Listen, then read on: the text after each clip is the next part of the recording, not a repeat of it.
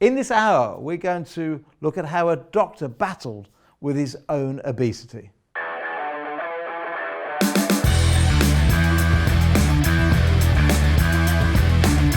During my own personal pursuit in uncovering often surprisingly simple solutions to health and longevity, I've had the absolute pleasure to meet some very interesting people, many of whom I'm privileged to now call close friends. Dan Maggs is one of those people, a forward-thinking GP who turned around his own obesity by challenging the health advice that in the past he was giving to others. He's the perfect example of somebody who now practices what he preaches.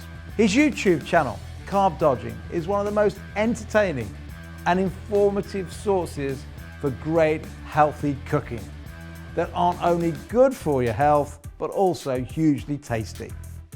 Please welcome my good friend, Dr. Dan Maggs. Dr. Dan Maggs. Hi, Steve. How are you? Yeah, really good, thank you. Those that don't know, Dr. Dan Maggs, GP, chef, all-round good guy. Thank you. Let's start with that. Start on a good note. So, carbdodging.com, your website. Yep. Tell everybody a little bit about carb dodging. So I was basically wanted to think up a name for what I do. And I didn't like the way that, a lot of people have come in and take the keto movement. Yeah. A lot of people are coming in, who don't really know a lot about it. They're seeing there's probably some money there and they're diving in and putting recipes out and all this kind of stuff. And I just wanted a way to differentiate myself from, what everybody else is doing and actually have something that I can call my own and I can control it because, I don't want to sound like, I'm coming down on people who are, who are good intentions about changing their diet. But there is a right way and a wrong way to do a low carb diet. You can do it just by basically eating cheese or, whatever, actually that is technically a low carb diet. Does it mean it's a good low carb diet? Absolutely not. So, you could I really follow the Inuits and just eat fish. Absolutely. There's lots of ways of doing, but carb dodging says what it is. And we'll get into some carb dodging techniques as we go through the hour. But before we do, tell everybody how this all started for you on the low carb trial. I normally say, tell us how you became a GP and all that, but let's start slightly different with yourself. Tell us how you started to realise that carbs maybe not all they're cracked up to be. So I struggle with my weight as long as I can remember. Back, I always was a chubby kid, and that kind of got worse through my 20s. Probably some, ill-advised, drinking at medical school and stuff. I'm not going to say I was perfect for the whole way through, but, I gained weight and ended up in my early 30s, newly qualified as a GP, firmly obese, with a BMI over 30. And I tried several times throughout my 20s and early 30s to lose that weight and had been unsuccessful. And I'd usually pretty much ended up gaining more weight than I'd lost. I'd got married a few years before and I'd really, I thought this is the time. This is absolutely the time. Got 6 months until I get married. I'm going to lose that weight. And I got to a certain point and I just couldn't lose any more. And again, a few months after the honeymoon was over, I was back up to pretty much my heaviest weight ever. So I was just over 108 kilograms at my heaviest. And I was away skiing and I saw a guy I was in a shared chalet and a guy I didn't know. And at breakfast, he was spooning butter into his coffee. And I thought, that's a bit strange. So being naturally inquisitive, I had to ask, what are you doing? And he's like, and actually, we just had a conversation over a glass of wine or two in the evening. And over the course of that week, he'd really changed my perspective on the whole approach to dieting. He'd gone from thinking about weight loss and weight gain as a matter of calories in and calories out purely and simply, to thinking about the hormonal impacts. And the reason that he was putting butter into his coffee rather than having porridge, which is what everybody else was having for breakfast, or croissants, we were in France, in order to actually keep his insulin levels low. Okay, and promoting fat burning rather than fat storage. And I got home from that holiday. Like I said, I was at my heaviest ever weight at that point. Yep. And within 6 months, 6 days over 6 months, I'd gone back to a normal weight. Yep. And that was over 60 pounds, about 5 stone in weight loss at that time. That's an incredible amount to lose in one go. Now, GPs who are listening to this may have a different opinion, but for those that aren't in the medical profession, might be listening right now and say, well, he's a GP. Surely he should know about weight loss and food and all that. And that I can understand a lot of people would think straight away. But is it true that when you're becoming a GP in that 5 or 6 year course, very little is taught about nutrition? Yeah, I think I certainly remember very, very early on at medical school, you start to go through the biochemistry. This is for anybody who's done any biology at anything other than GCSE level. You start to talk about things like the Krebs cycle and these kind of things that are how our cells get energy. But that's very different from actually talking about nutrition. I certainly remember having lectures on malnutrition, and we, talk about that for a few hours and stuff, but really day-to-day nutrition, we're kind of just put into these are our national guidelines. Yep. People who aren't healthy because of are overweight clearly aren't following the guidelines. If they did, they'd be of a normal weight. Yep. Well, I tried it. It didn't work. It just didn't work for me. And so this is really why we're in a bit of a mess probably in the UK, in that most illnesses, most chronic illnesses, we can relate them all to something we call metabolic syndrome. So whether that be cancer, whether that be diabetes, whether it goes on and on, Alzheimer's, whether that be heart attacks, all have an element to do with the food we eat. And yet, very few people really understand about the food we eat. So there's your story. You're in a chalet. You see somebody eating butter in their coffee. Must have been so alien to you at that point. Yeah, absolutely. Well, I'd heard about it. I'd heard about what has been branded bulletproof coffee. Some people call it butter coffee. Some people call it keto coffee. And I was curious. So, and I think it's good to be curious. And it probably saved my life. Like that sounds like a really, overblown statement, but it's changed the course of my life physically. Yep. It's changed the course of how I practice medicine. It's how I think about disease completely. Yeah. I wouldn't be here talking to you if I hadn't met that guy at that point. I don't think, anyway. And just being willing to actually start questioning everything. And I've been questioning everything ever since. How we manage type 2 diabetes, why are we recommending people who are intolerant to carbohydrates to eat a high carbohydrate diet? It's absolutely crazy to me. Thankfully, we're now starting to see some changes. I've gone completely off topic, but the American Diabetic Association are starting to embrace low carb as a treatment for diabetes. So actually, all this questioning that I was doing a few years ago is now being borne out. Yeah, and great. So it's absolutely fantastic to start to see these big changes actually coming through, hopefully into the mainstream within the next few years, because I thought this wasn't going to be something I'd see change of in my lifetime, really. Yeah, well, hopefully it'll come quick, because my dad's 79, diabetic type 2, but his doctor is still saying, look, just a balanced diet. And I'm saying to my dad, well, you're injecting yourself with insulin to deal with sugar and carbohydrates. How about you slowly reduce your sugar and carbohydrates, slowly reduce then the amount of insulin you need, till eventually you don't need it? And he's going, no, that's not what I'm told. So we do need this fundamental change, and we do need governments to get on the bandwagon and really understand what's going on with food. In layman terms then, teach us quickly the difference between the macronutrients and the carbs, the proteins, the fat, because some people listening, let's go sort of 101 macronutrients. What does the body use each for? Because again, we're still at the moment told we need a balance of all three. Let's see where this conversation goes by breaking down the macronutrients. Okay, we're going to start with the 2 essential macronutrients. And the first, so what I mean by essential is we need to take them in. We can't make them within our bodies, okay? And the first is protein. Yep. Okay, we can't Certain proteins we can make within our body, and the building blocks for protein are called amino acids, and we can make certain ones of those within our body, but some we can't. So it's an essential nutrient that we have to take into our bodies. So protein, that can be from anything from meat and fish, through to legumes, peas, things like that, and other sources of protein. But mainly in meat, you get a balanced sort of protein that our bodies can use. So that's used for repair, basically. Building and repair is the simple way to look at it.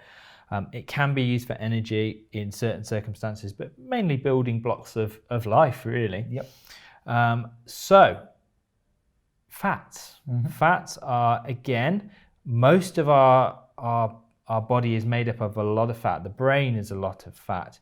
And fat, we've been very, very shy about fat over the last kind of 40 years, but actually a lot of our body is made up of fat, and fat is an essential nutrient. We can't make these fatty acids within our body, so we need to take them in.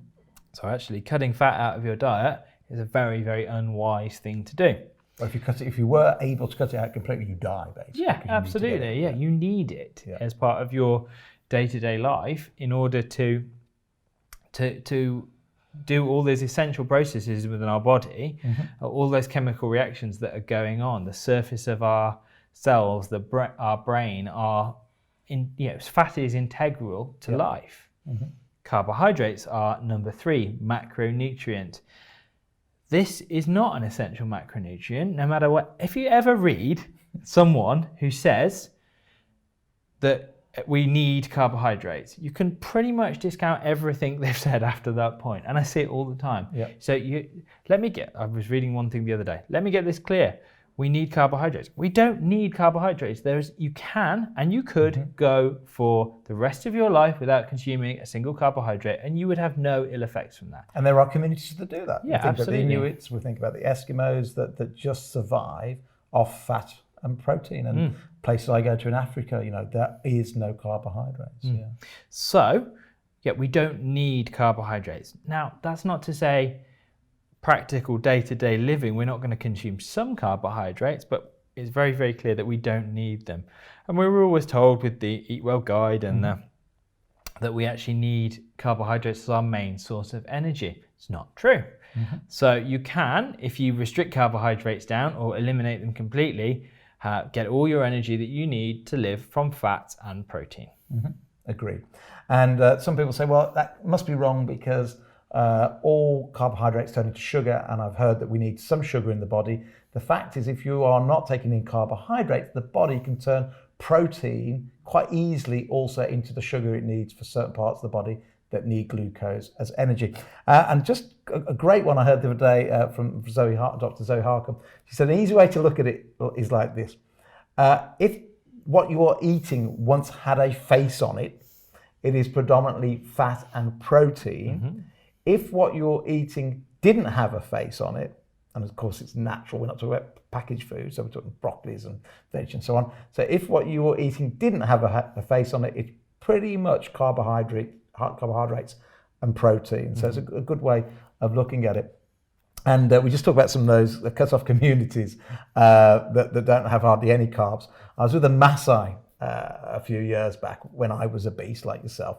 And I was obese but trying not to be. I think we both spent most of our life being obese and trying not to be. We're not lazy in any way, we just were doing the wrong thing. So I was obese from about mid-20s to 51 years old. Anyway, I'm with the Maasai and I get up early one morning and I go out the compound and I go jogging.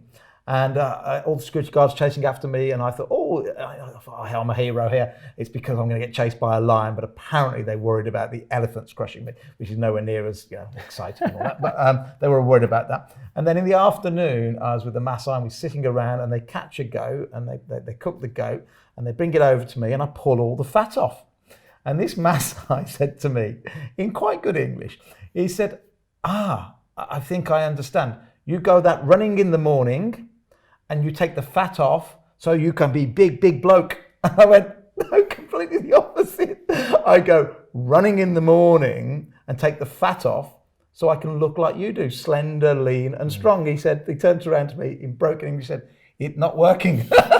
It's not working, Mr. Bennett. It's not working. And there's the point. You know, there's these Maasai that are predominantly just fat with some protein and looking great and so on and so forth. So the point that we're both saying is you do not need carbohydrates. And two groups of people in particular that would benefit massively from reducing carbohydrates are those that are overweight and want to lose weight. The number one easy way to lose weight, not easy, that's playing it down a bit, but the thing you have to understand if you want to lose weight is you have to cut the carbohydrates. It's the only real way, sustainable way.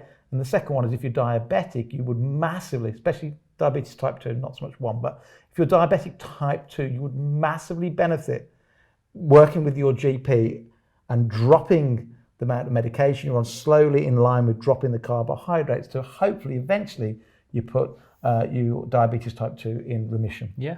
And that's fantastic. So, carb dodging. Let's look at some carb dodging techniques, shall we? Where should we start? So, yeah, I mean, very, very simple meal choices, really. Lunch is an easy one. There's a reason salads have become the archetypal health food, really. But actually, a lot of salads these days suddenly seem to get pasta in them when you buy them over the counter, which I'm not really sure is actually. I think that's kind of missing the point. Yeah, really. But loads of potatoes in there, or loads of dressings on them. Yeah, absolutely. And I have no issue with dressings as long as they're not full of sugar. But we've got this epidemic of low-fat dressings, which are usually high sugar dressings. But actually, take the anatomy of a salad. You've got some sort of green leaf in there, whether that's lettuce or spinach or something like that. Absolutely great. We all need to, well, ideally get some vitamins and minerals, and that's a great source of them. Very little carbohydrate in there.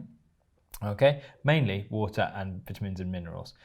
You're going to have probably some protein source in there. If you're like me, when I was losing my diet, it's predominantly chicken. Not that I'm saying that's the only choice. Fish is an also really good one in there. And you often have something like cheese, maybe. Some other vegetables, maybe like peppers or tomatoes. And then some sort of dressing. Okay, and a simple dressing is just oil and vinegar. And, you know, really, you've essentially got a really good moderate protein, low carbohydrate, and the rest of it is fat. And so you're getting fat from, you know, choosing fattier cuts of meat like chicken thighs rather than chicken breasts. You're getting the fat from the dressing, and you're getting it in a clean way because it's something like olive oil based, and you're getting potentially fat from cheese if you choose to put some cheese in there. And that really was pretty much what I ate in one form or another for lunch every day, just mixing and matching the meats, changing out the vegetables, changing out the cheese, changing the type of dressing for the 6 months which it took me to lose all the weight.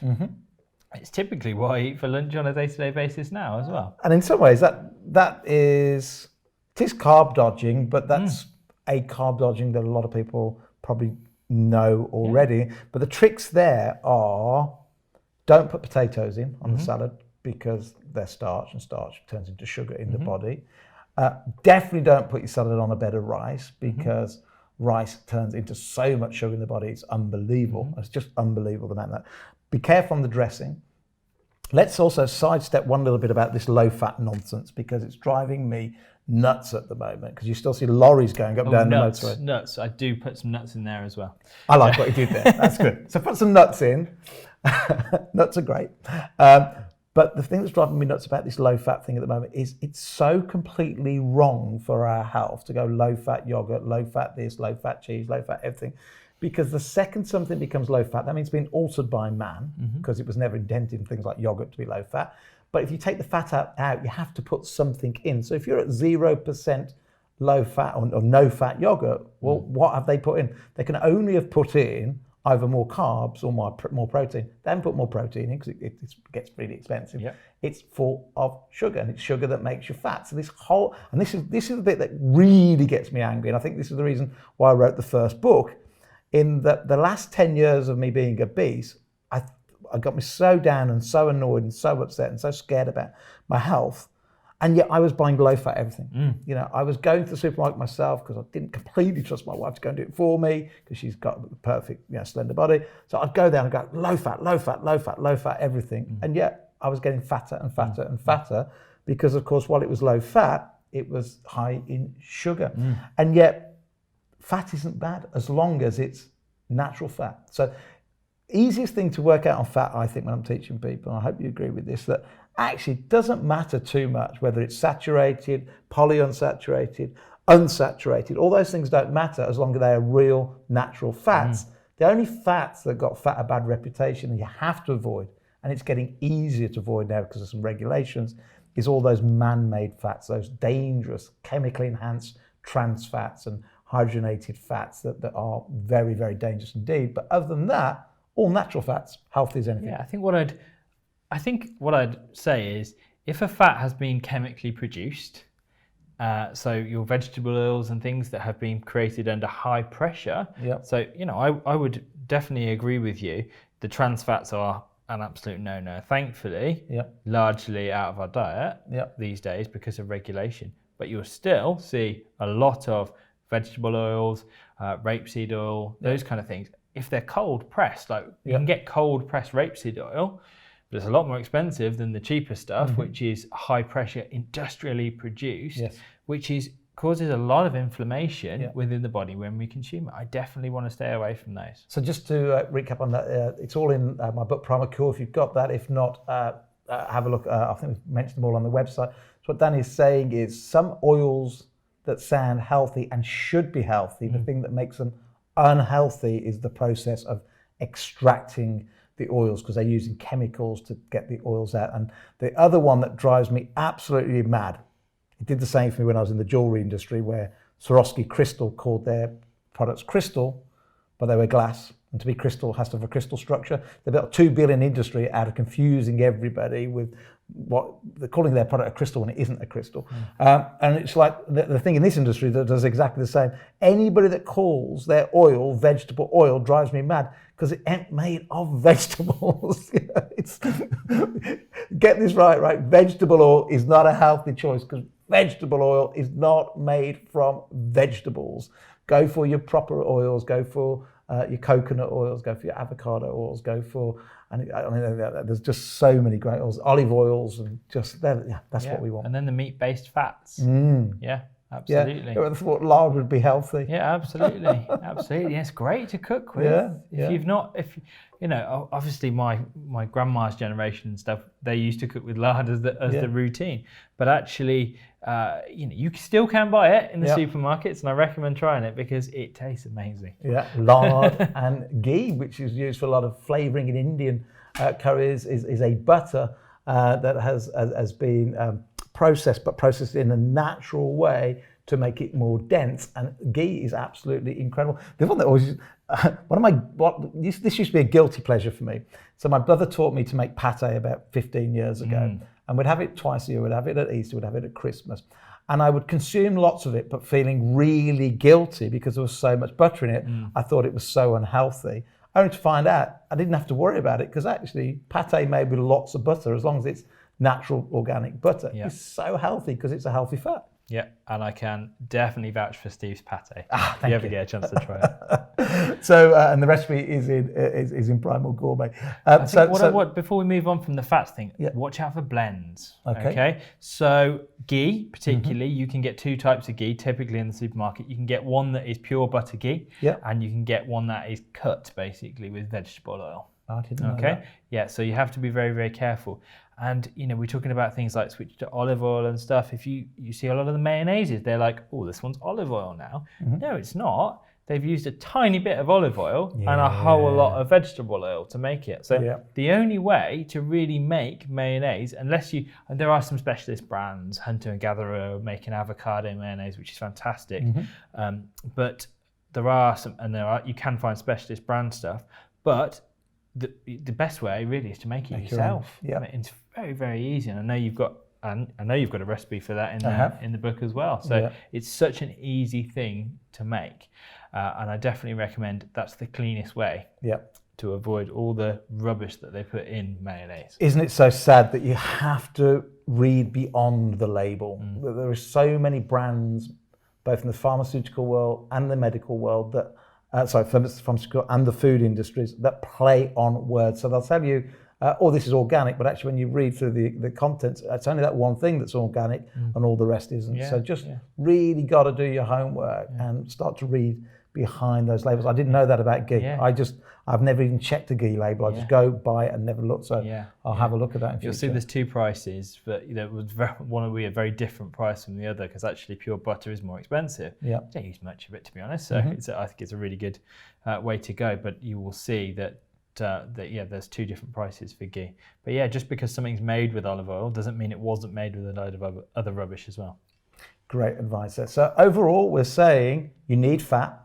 You have to have fat. It's essential. If you don't, we die. So you have to eat fats. You're doing it right now already, but just make sure the fats that you are eating are natural fats. You have to have protein, because that's the building block of life. And out of there's something like 20 different, protein breaks down into what we call amino acids. There's 21, 22, depending on which expert you speak to and what they classify as an amino acid. But there are 8 or 9, again, depending on who you talk to, that are what we call essential, which means the body can't create them. We have to get those 8 or 9 essential amino acids through the food we eat. So you need good sources of protein, you need good sources of fat, quality natural fats, but you don't need any carbohydrates. I'm going to start now then by carb dodging, which you are, Mr. Carb Dodging, and by the way, he's an amazing chef.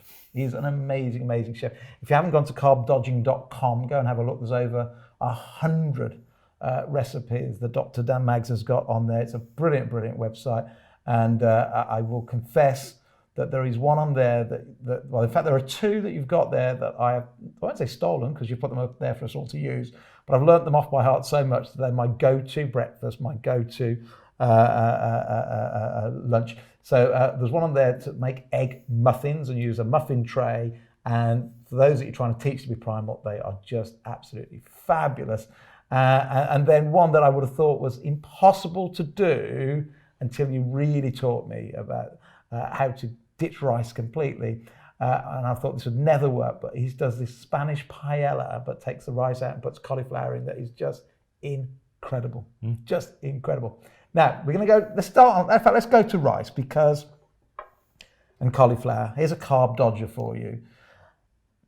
Rice is unbelievable in how much sugar that turns into inside the body. A small bowl of 150 grams of rice will turn into more sugar inside your body than 2 cans of Coca-Cola. It's just incredible, those tiny little grains, how, if you're sensitive to sugar, if you're overweight, if you are obese or have diabetes, it can be the rice that's keeping you there. And for me, the thing, again, I got into this whole thing because I was angry. I was so angry once I learned about low carbs. Why, I'd been lied to, and everything I thought I knew about food was keeping me fat, even though I was trying everything not to be fat for 20 plus years.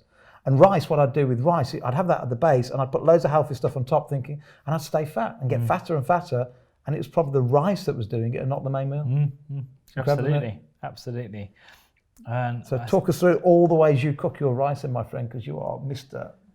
Carb Dodging rice expert. So it's a really simple one actually, but it is one that you can, if you've not tried it before, it's an easy one to kind of mess up and actually make it go, I'm never having this again. So I'm always keen to teach people to do stuff the right way.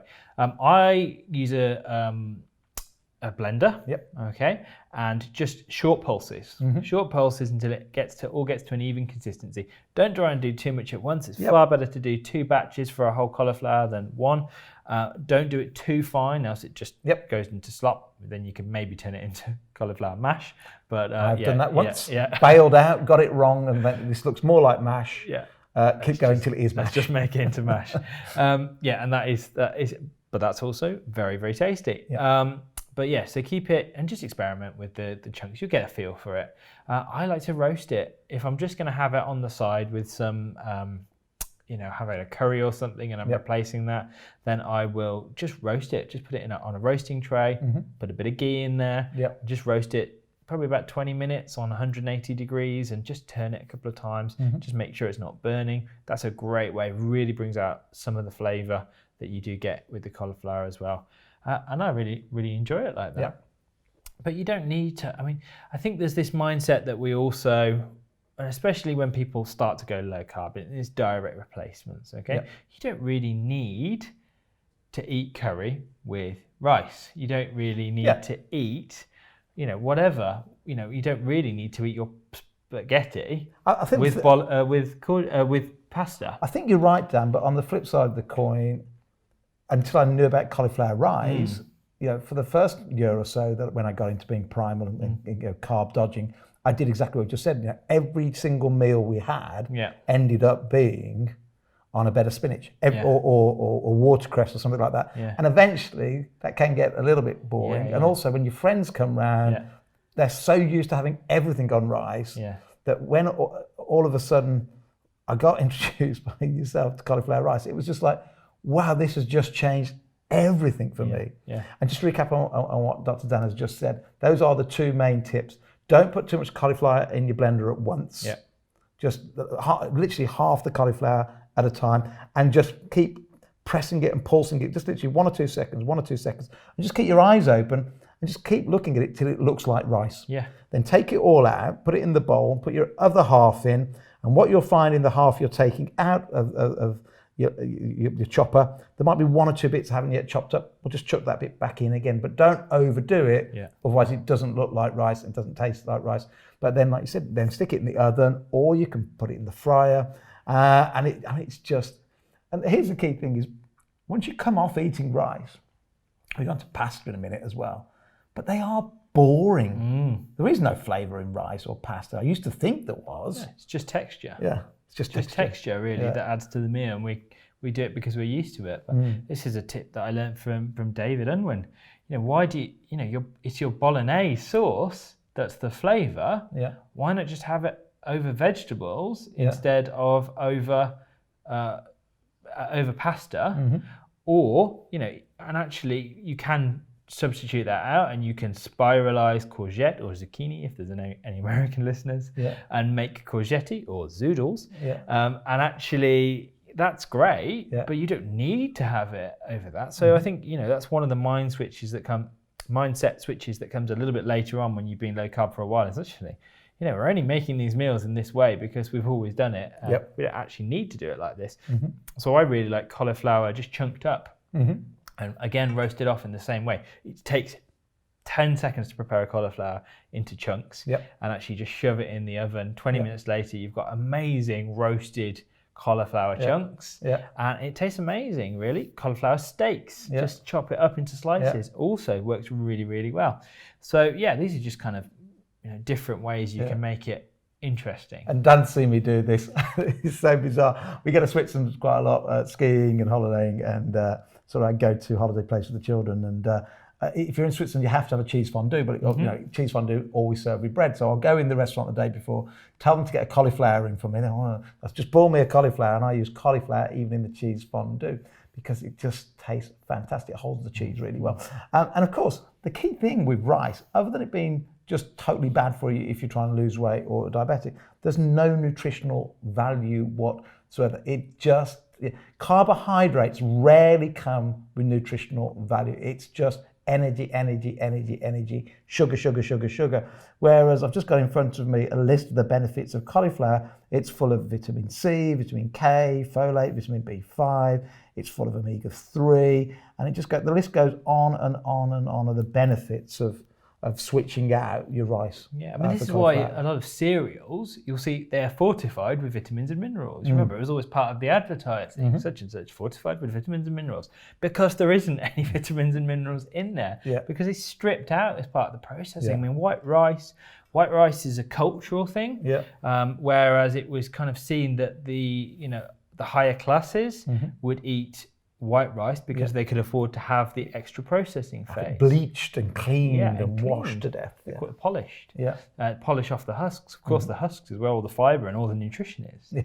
But actually, it's very, very difficult to get cultures to actually switch from white rice, back to brown rice, which actually, if you're not ready to go full on low carb, it's an easy switch to make. Yep. Tastes much more interesting, far more nutritious, and it isn't just energy on its own. Yeah, you're still going to have the energy in there, but it's going to be mixed up with a load of fibre and stuff as well. So that's definitely, if you're not going to go low carb, it's definitely a switch to make. Just take out some of the processing that's gone on there. Brilliant advice. So you can switch your rice for cauliflower. Another one you taught me as well, and I'd never seen anybody use a spiralizer till you came in and demonstrated it. You can buy spiralizers, or if you haven't got a spiralizer at home, you can just buy it now in the supermarkets, already cut into spaghetti long shapes. But you get your courgette, and it's great to watch. A bit of theatre as well when your friends come around. The machine's only like £20, but you put your courgette on, you wind it, and at the end comes spaghetti looking courgette or courgette looking spaghetti, which the right one is. It's incredible. But other really easy ways are, if you've just got one of those speed peelers, you can just shave it off and it's into strips. There's an easy way if you haven't got a spiralizer, and there's actually little handheld ones that are even cheaper than the one you mentioned. But yeah, it's a really easy way. You can spiralize all sorts of things. Spiralized beetroot is fantastic. Really? As well. Yeah, Never really done good. That. Yeah, well, I'll have to bring that in one time. So we've done the carb dodging then with the rice. We've done the carb dodging, cauliflower into rice, and we've also done sort of pasta equivalents. You just hit the word beetroot, because that was one of the things I was never a big fan of. And I said to my brother, he went, "You've got to like that being Primal." I went, "Look, there's always one exception to the rule." He said, "Let me make you some beetroot crisps and see what you think of these." So we did, and they were absolutely amazing. Oh, that's fantastic. Yeah. So by dicing up beetroot nice and thinly, then baking them in the oven, or kale crisps. If you've never made kale crisps yourself, they're quite exciting. They're full of goodness and nutrition and so on and so forth. Take like crisp without being crispy. Kale crisps are exciting. I bet you never thought you were going to say that 5 years ago. That's so true. My kids are getting there now. They really are getting there. So cutting down the carbs. So we've covered the fact that we were both obese. We were both doing what we were told to do previously. One being a doctor. I'd class myself, I suppose, for the last 20 years as an adventurer, doing like super crazy things like going to the North Pole and things like that. So a GP, an adventurer, both obese, but both. I guess you was exercising all the time, still trying to work out why you were that weight. And I skiing and. I certainly was skiing. I wasn't very good at it, partly because I was quite significantly overweight. I had certainly tried to establish good exercise habits. I was doing a 10K at least once a year and training for that. I was getting into park runs, so I was, trying to do running. I was attending a martial arts class at least once a week, sometimes twice, which is an hour and a half of quite intense exercise, and just really not getting anywhere. In fact, I was still gaining weight, because you come out of it and you think, oh well, I've exercised, haven't I can have a chocolate bar or whatever, or a sports drink full of sports sugar, drinks, absolutely. So I'm not saying I've certainly got anything like the exercise habit I have now, but I had tried hard to establish an exercise habit. I was tired.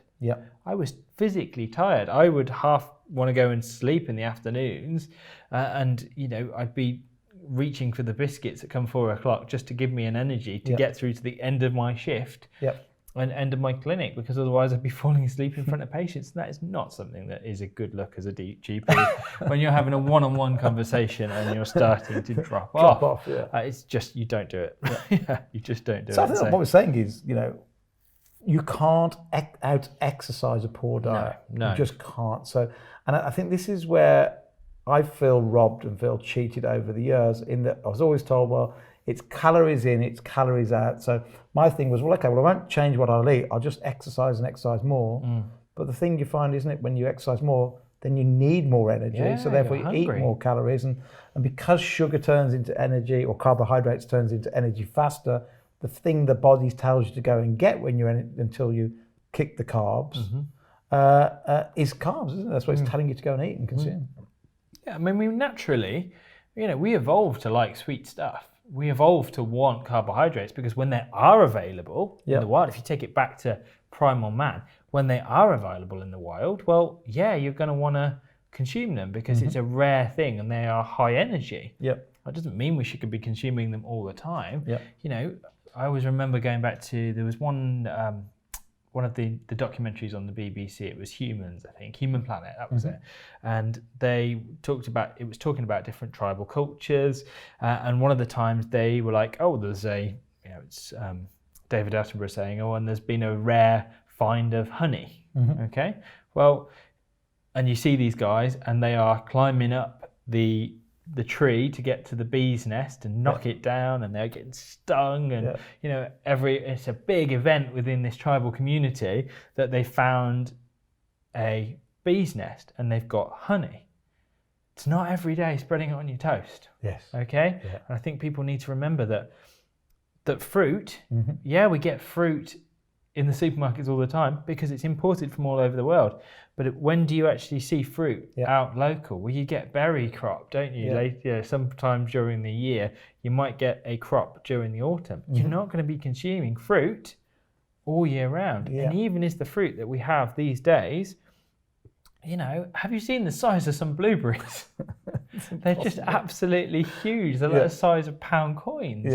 Blueberries aren't naturally that big. A lot of the fruits that we have had a lot of the fiber stripped out of them. If anybody was interested, just go and Google what fruits used to look like and actually see a wild banana and the amount of fiber in it. You wouldn't want to eat one. It's crazy. They wouldn't be sweet. They would have a load more fiber in them. And so actually what fruit is these days is not what we've evolved eating. I mean, I'll pick on two things there. You just think about evolution. So fruit in most countries only came out in the autumn. So what we had to do was we'd go and gorge on that fruit because there was no fridges for cavemen. And the reason we'd gorge on it, human nature would then mean that we'd get fat because it's all sugar, which meant we could get through the winter without eating a lot at all because you're not going to catch many animals and you certainly can't harvest anything in the winter. But there is a hormone that tells you to stop eating called leptin. Now, whether it be by design, by nature, by God or whatever, leptin couldn't work properly with carbohydrates because otherwise if you'd have 3 apples, it'd tell you to stop eating.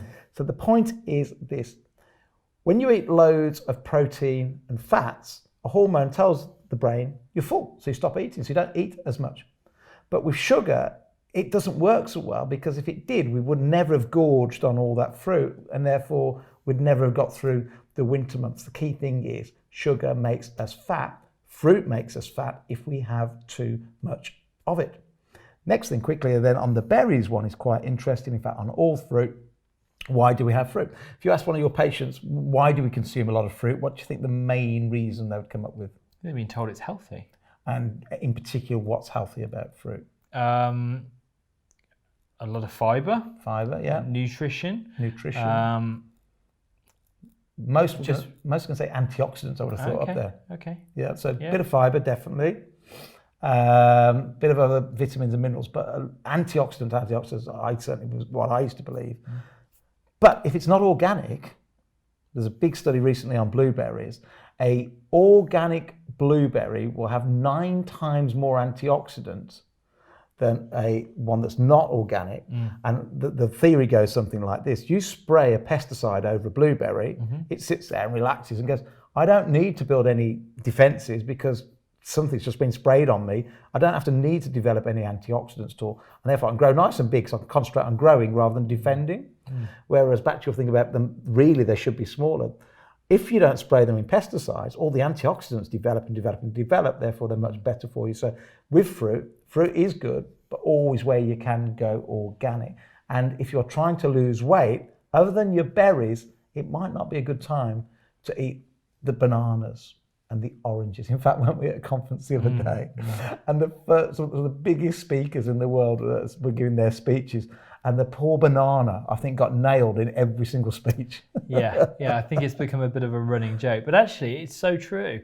A banana, you don't think of it as being high in sugar, but when it breaks down within your body, if you're a diabetic, banana can be quite disastrous for your blood glucose control. And actually, you are if you are diabetic, I'd recommend, and you do eat bananas, take your blood glucose before you eat the banana, then about an hour afterwards, and actually see the rise. It's quite shocking. It's quite shocking. But I 100% agree. Fruit in of itself is not bad. But if you are trying to lose weight, then it's definitely one of those areas that may not be as useful to your weight loss goals as you have been perhaps told. Yeah, some of the good fruits that don't have a lot of carbs, and normally, when they say things are too good to be true, that they're normally right, but the good old strawberry is one of the best ones. It tastes so sweet, and yet there's hardly any sugar in it. And then all the other ones, the blueberries, the blackberries, the raspberries. Berries are fantastic, but then just be careful on the others. Yes, you need vitamin C, but maybe you don't need to get it from oranges, get it from bell peppers or from supplements. Or there's 5 times more vitamin C in a yellow bell pepper than there is in an orange. So there are other places you can get your good nutrition. Absolutely. So let's have some more, let's finish off on a couple more maybe carb dodging techniques. So we've talked about getting rid of rice with cauliflower. We've talked about getting rid of pasta. What about the day when you just want a bit of bread? Is there any alternatives to bread? There are, and actually if you go on YouTube, there's lots of different videos of people making different low carb breads. I've never had a huge amount of success with baking. I only have one low carb loaf on my website. And I don't do a lot of low carb baking, but a lot of people swear by it, really do. We'll switch in, all sorts of brownies and cookies and all that kind of stuff. And actually, you can still have chocolate. It's just not full of sugar chocolate. But there are lots of sweet treats and stuff that you can have on a low carb diet. I tend to go along the theory of actually, once you don't have these things in your diet, once you don't have the sweet foods, once you don't have the bread, a lot of people don't end up missing it as much as they think they would. So don't necessarily feel the need to replace it. It's just a different way of eating and just thinking about food. But there are absolutely some really great low carb bread recipes out there. I think what you're saying, I 100% agree with you. I personally don't miss the bread, so I don't need it. Problem I've got with my children, some of the younger ones, I've got friends coming around, unless I've got something that looks like a dessert or looks like a chocolate bar, then I'm not in good favour. So I have to have some alternative to the sugary sweets. And they are definitely there, and definitely doable and definitely possible to eat. Desserts and relatively sweet treats as part of a low carb diet, especially for that, getting it involved with your family and stuff. But actually, I found that, we know that after about a week, I think it's 6 days of not eating any sugar, your taste buds will readjust. They do. And actually, if you ever go low carb and go low sugar, and then go back to it after a week, you'll be surprised just how sweet everything tastes. It's absolutely crazy that you just don't realize that you got so accustomed to everything sweet. And actually, I think you start to appreciate flavors in food more. And it's not just, you start to appreciate the subtleties, and it's not just, that's really sweet. James Gornick, Dr. James Gornick, who was in the other week, who's one of the top dentists in the UK, he was saying that the number one admission into hospital for 5-year-olds, 6-year-olds, 7-year-olds, 8-year-olds and 9-year-olds in the UK is to have teeth pulled out. And he said the number one driver, he said people start to realise now as parents that Coca-Cola is not good for you and all the fizzy pops are bad because they're so acidic. People start to realise that actually orange juice and apple juice are full of sugar. He says what people don't really realise though is how quickly bread turns into sugar. And I went, well, surely that can't affect the teeth, James. He went, no, it absolutely does. He said because the enzymes inside your mouth break down bread into sugar before you've even swallowed it.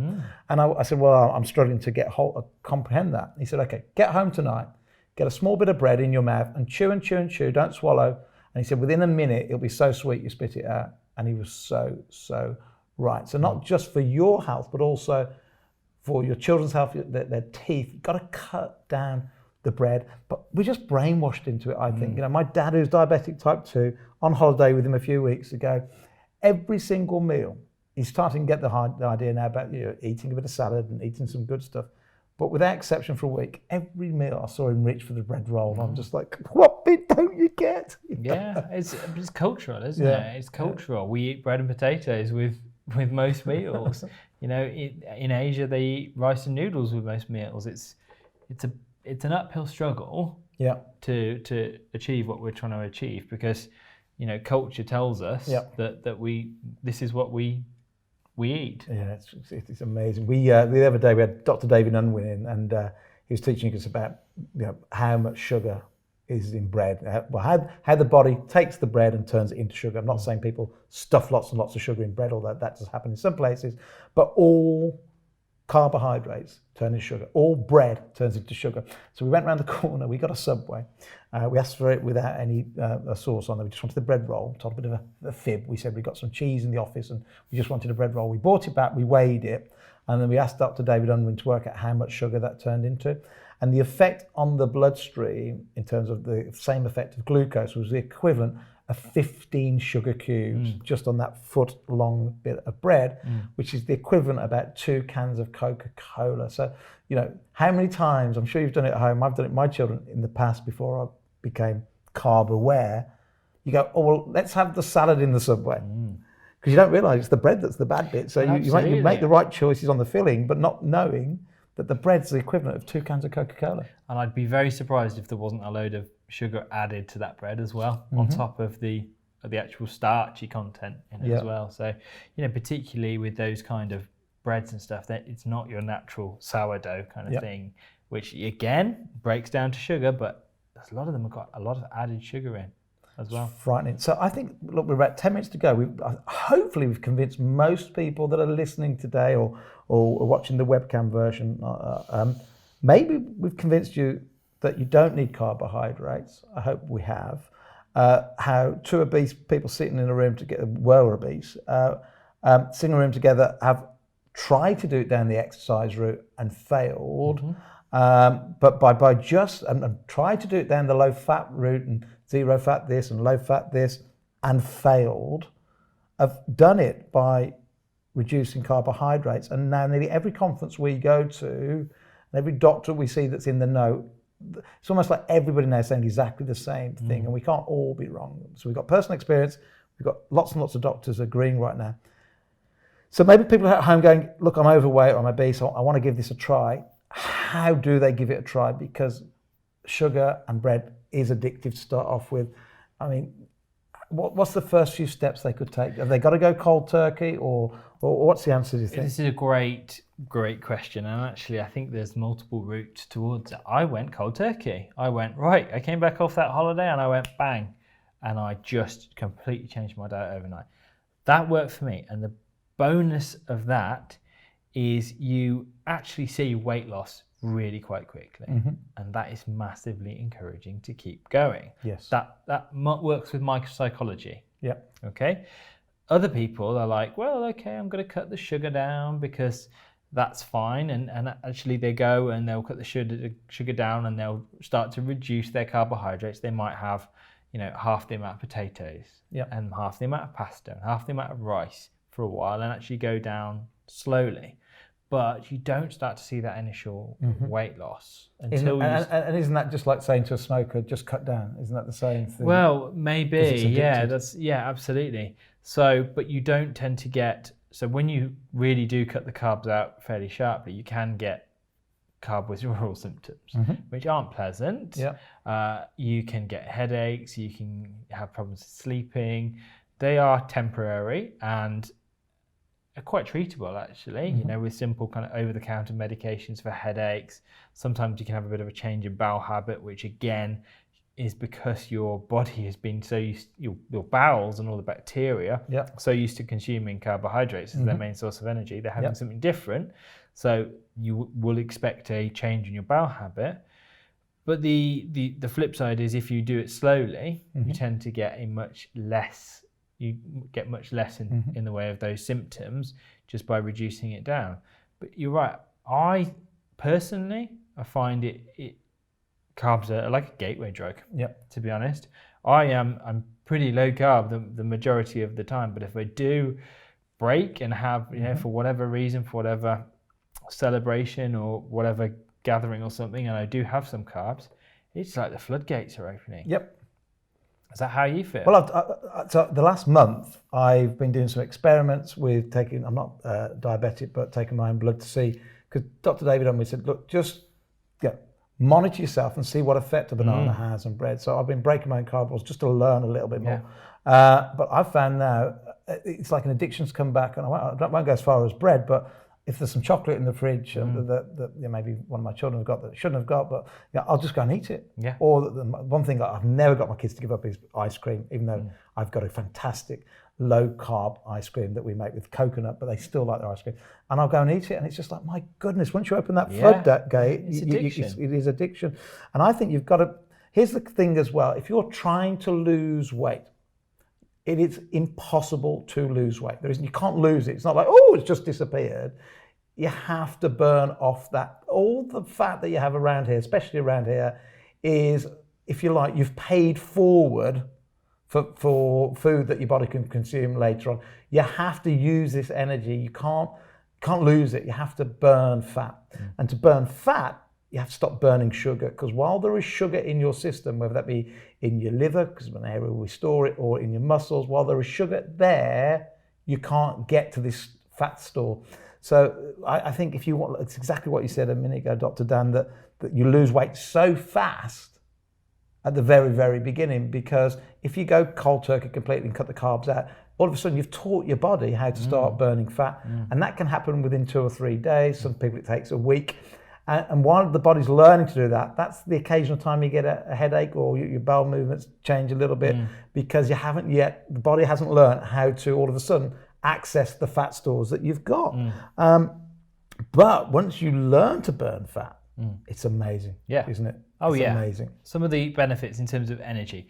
No more slumps in the afternoon. If you come and see me, I'm going to pay you full attention mid-afternoon as a GP. That's great for me, honestly, Steve, because I was genuinely, it's not good when you are dropping off mid-afternoon and your job is to concentrate on what one person is saying to you, and if you can't do that, you're not doing your job properly. That's game changer for me. I'm not going off to try and find snacks mid-afternoon other than a glass of water.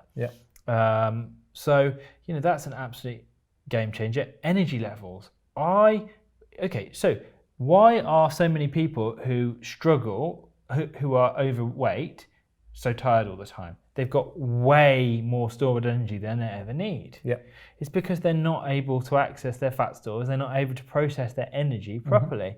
Since I went low carb, I've got so much more energy. I started off slowly. I was exercising twice a week on a committed schedule. That went up to 3 times a week. I'm now up to 4 or 5 times a week. And actually, I have put on a lot more muscle mass. And I know that I'm metabolically a lot more healthy than I used to be, which actually, coincidentally, means I can tolerate more carbohydrates than I used to. Isn't that fascinating? Fascinating.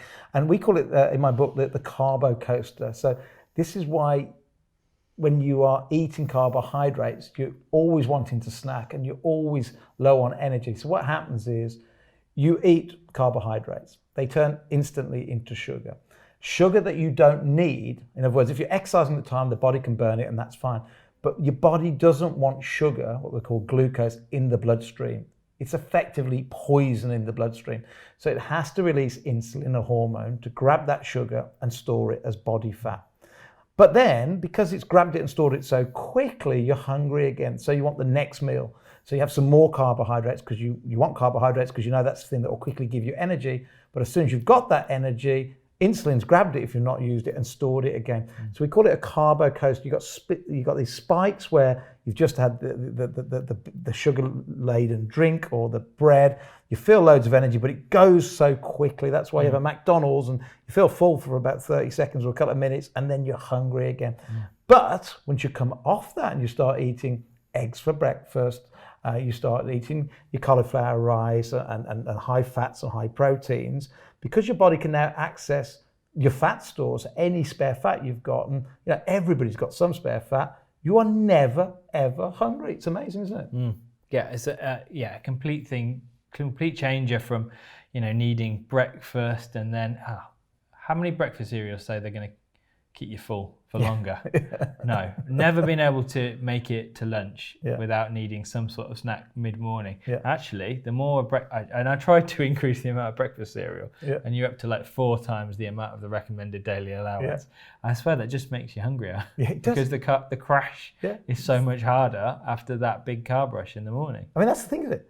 If you have cereal, you get hungrier faster, if that's what you have every day, cereal, than if you had no breakfast at all. We don't have to have breakfast anymore because our body can access the fat, and then all of a sudden you go, it's 1 in the afternoon, I'll have something to eat now. Or it's, honestly, once you can go low carb, no carb, even better, especially if you're trying to lose weight, you become a fat burning machine, the weight falls off, and it's the way to go if you're overweight. It's the way to go if you're diabetic. Final question I ask every single doctor that sits in here: what legacy would you like to leave behind? Now, you're a bit younger than most doctors we have in, but what legacy would you like to leave behind? So since the 1970s and the introduction of the low-fat guidelines, we have seen an increase in obesity and then shortly followed by an increase in type 2 diabetes. I would just like to see that trend start to go the other way. Brilliant. Simple. Let's all play a part of that. Dr. Dan Maggs, great seeing you. Thanks, Steve. Do go and check out Dr. Dan Maggs' website, which is carbdodging.com, and that will help you put into practice many of the things we've talked about in the last hour. If you enjoyed this podcast, then why not subscribe to the full series so you can hear from all the incredible health professionals we spoke to. For the full story, you can also get the book Fat and Furious, written by Steve Bennett, available on Amazon. And to say a huge thank you for watching us here on YouTube, we are even offering you an exclusive Amazon discount code so you can get yourself a copy. For more details, head to the description below.